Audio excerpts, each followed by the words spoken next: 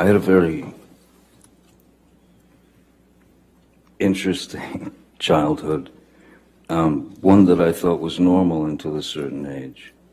My mother, I was born in Kentucky, and then we moved, in which we moved around quite a lot when I was a kid.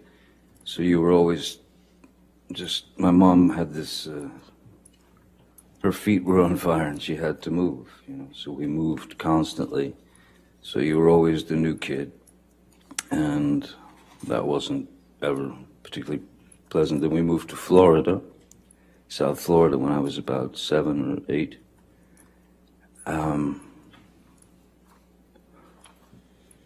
And again, moved several times.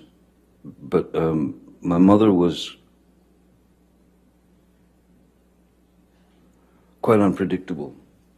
She was very unpredictable. She was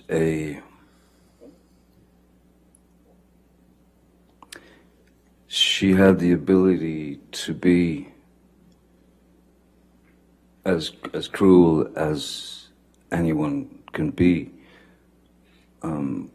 with all of us. That is to say, my sister Christy and my brother Danny and my sister Debbie, and also my father. So, essentially, she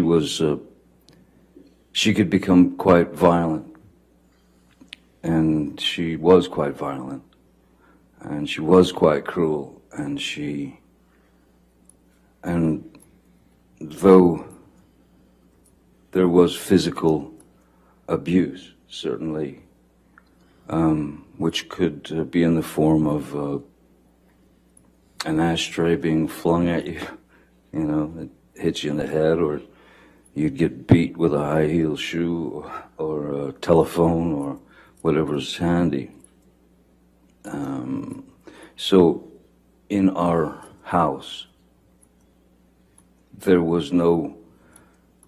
we were never exposed to any type of safety or security. The only thing that one could do, really, was to try to stay out of the line of fire. I started to be able to observe, and I could start to see when she was about to head into a situation where she was going to get riled up and somebody was going to get it. Generally, it was me. Mr. Depp, you mentioned that your mother could be cruel. How could she be cruel? The various categories, I suppose, there's physical violence, of course, there's physical abuse, to which she was, that was a constant. That was just a constant,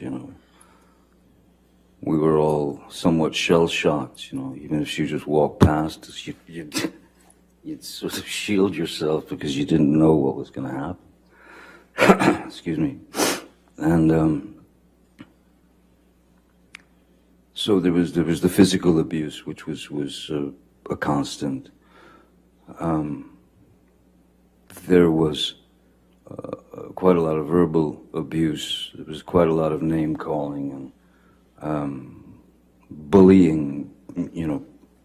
Making fun of whatever defect one might have. If my brother wore glasses, so of course he was four eyes, and his teeth were messed up in the front, so he was buck-toothed as well. My sister Christy, which this is such a hideous psychological play.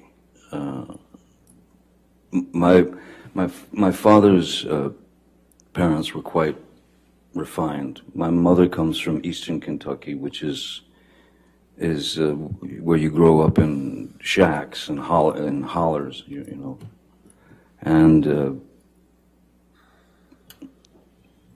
my mother despised my father's parents, and my grandmother's name was Violet, and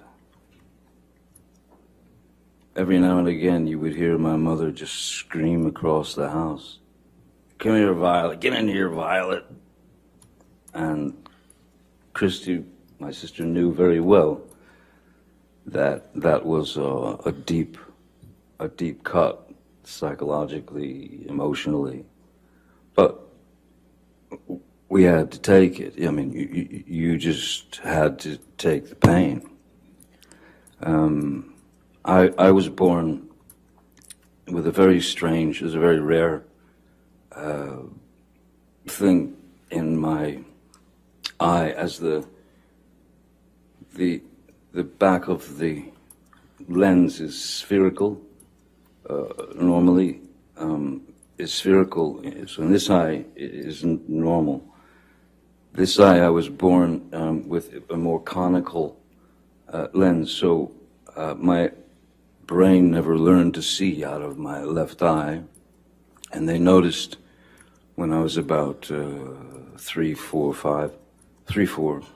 that I had a lazy eye, a wandering eye, and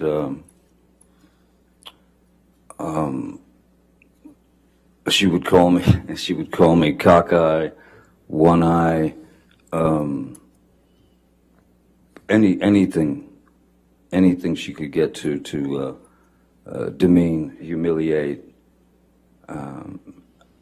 I even had to wear an eye patch on my good eye to strengthen my bad eye, so that it would cease to wander. It was exercising the muscles of the eye, though the brain had never learned to see. So I still, my vision in my left eye is, I'm legally blind in my left eye.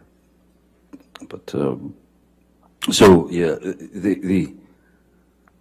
the verbal abuse, the psychological abuse was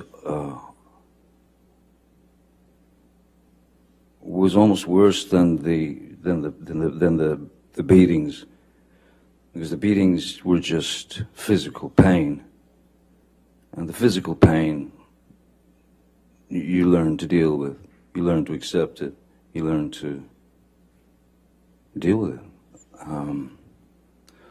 But the psychological and emotional abuse, that's what kind of tore us up, I think.